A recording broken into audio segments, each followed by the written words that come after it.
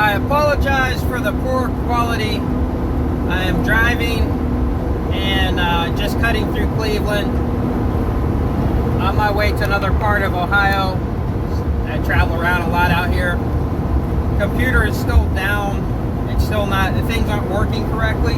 But anyhow, I wanted to touch on something, that election last night and what's going on and how it applies to 1972. Yesterday, after Joe Biden casted his vote, he went to the gravesite of his deceased wife and deceased daughter that died in 1972 when he was elected into office for the first time in 1972. And that was one of the reasons why I said he was going to win and beat Trump in this election. Not because I like Biden, because I don't care for either one of those guys. I don't choose either side of any party.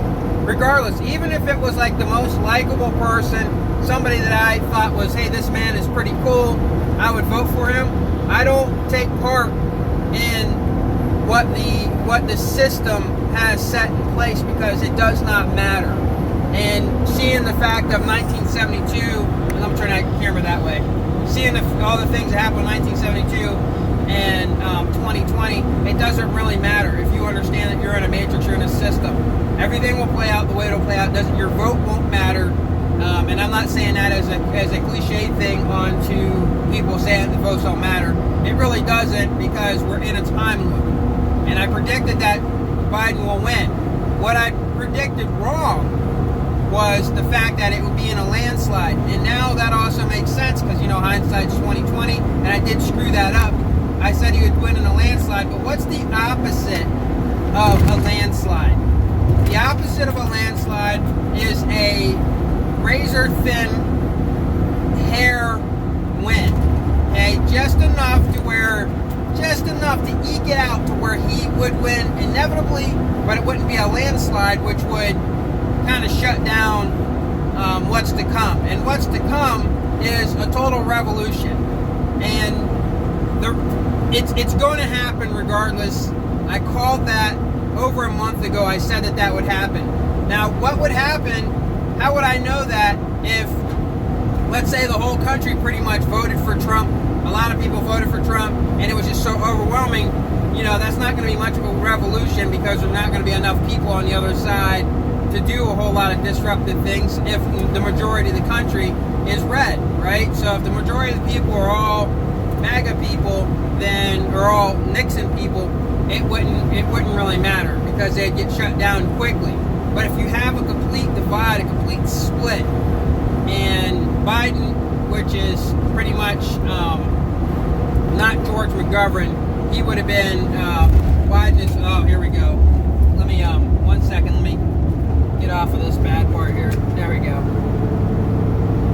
Biden wasn't McGovern, Biden was Hubert Humphrey, as I explained in the video of 1972 predicts the 2020 election, which I was correct. The only thing that I was wrong on was the fact that of the landslide. But of course it'd be the opposite because it's 2020, so of course it's going to be the opposite. It's also the opposite of 1972 because in 1972 Richard Nixon won over George McGovern. It's also the opposite of 1972 because George McGovern, who is Bernie Sanders, beat to take that nomination for, I need to get around this guy. He beat Hubert Humphrey, who is Joe Biden. So, and then you tie all those things in together, and you tie all that together with 1972. And what happened with Trump during 1972 was, not Trump, I'm sorry, Richard Nixon, same guy. Oh wait, no. So, yeah, Nixon dealt with racist tensions on the USS Kitty Hawk, and it was that boat, that ship, that naval ship in 1972 that went through that race riot was supposed to be dismantled this year. Excuse me. I don't know if it was or wasn't. That's what it said on, when I looked it up on the Navy's website and everything, said they were going to dismantle it this year, which it makes sense because of the 1972 event, and now it's dismantled in 2020. These things all tie into each other. How can you not see that they tie into each other? The other thing I would like to point out too, I'm going to adjust this camera a little bit. You see how beautiful the sky is, you know. And when you play a video game, like especially right now, right, like in 2020, I don't know if you guys got to watch if you guys went and checked out Star Citizen, but when I'm looking through my screen right now on my phone, as I'm watching myself driving, it looks identical. The resolution and everything. Well, now it's getting blurry. Because see, let me see. I'm gonna see if I can fix that. Hold on. Which is insane because this is like an $800 phone. It's a good phone. All right, so I didn't buy it because of the camera. The camera was like kind of part of the thing that came along with it that made it so expensive. But I wanted a decent phone. But anyhow, when I look at the screen on my phone right now as I'm driving, the resolution in that looks almost identical to when I'm watching Star Citizen through my phone. And this phone is a really good phone, but it looks so close to almost the same thing. And for people to deny that the technology that we have will not get to the point of a simulated world that would be indistinguishable from reality is just absurd. I mean, even the VR right now, the virtual reality headsets that you put on, if you put it on with this type of resolution, with this type of detail, and you sit there and you play that for 8 hours in a day, when you take off that headset, it's going to be hard for you to distinguish what's the difference. Okay, so, and all that is not because your eyes can't distinguish the difference, it's because your mind can't distinguish the difference.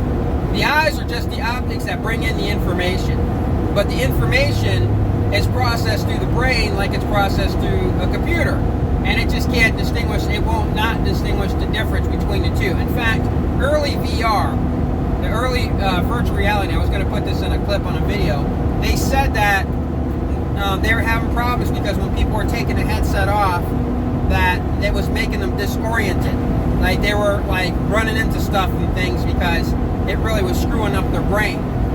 Well, I mean, hey, they put a chip in your brain, they can do the exact same thing, which that's already going on. It's not a bad thing to be part of the 172. It's a good thing because you're obviously your life is being preserved.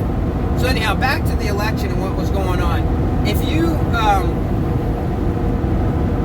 look at how it's completely the opposite of a landslide, which is going on right now, and most likely Biden's probably going to win, and it's going to turn the country's going to go into a revolution. Before I was saying civil war, but it's actually going to be a revolution.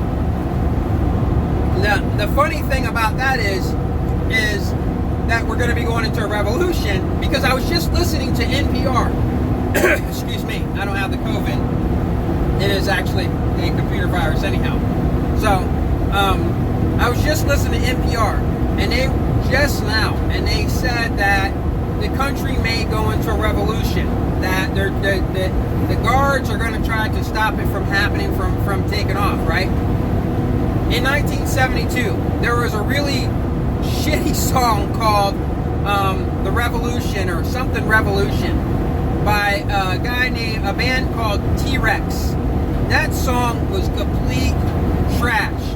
The band, in my opinion, sorry, I never even heard of them until I looked at it. I was looking up music in 1972. The band was garbage, and I'm sorry if I offended anybody on that are T-Rex fans who liked his music. But for me, I didn't really care for it. And I listened to a couple of her songs, and I was just like, wow, this is like really bad.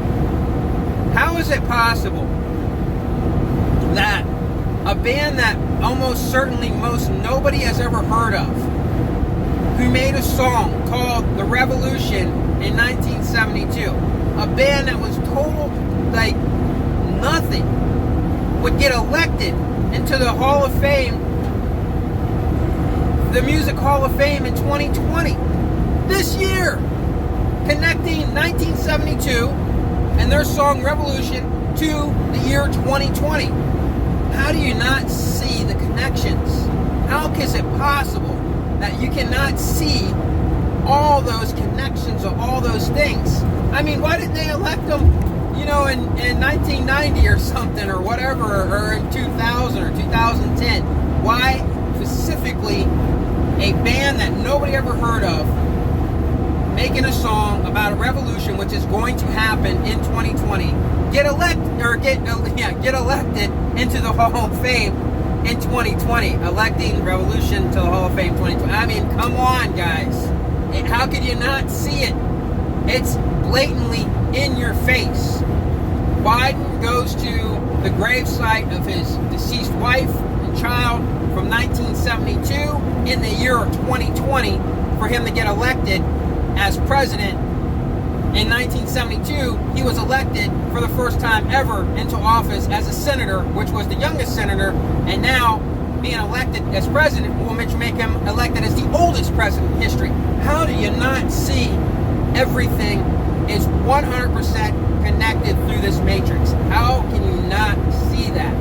Donald Trump was under investigation in 1972 for not renting to minorities or blacks. They would have him write a C on the application in 1972. They would write a C on the application if a black person came in to ask to rent one of his properties.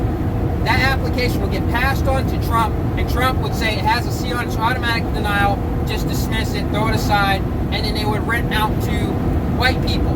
That was, it's like, come on. That's one of, like, I was listening to last night of one of the reasons, like, they were talking about the percentages of people for, oh man, I'm about to pass the 12 minutes. Anyhow, you guys can figure it all out on yourself. You can figure it out. You can see what it is. But anyhow, so I'm still trying to get this computer fixed. I don't know what's going on with it. My phone was off, so acting weird. But this is my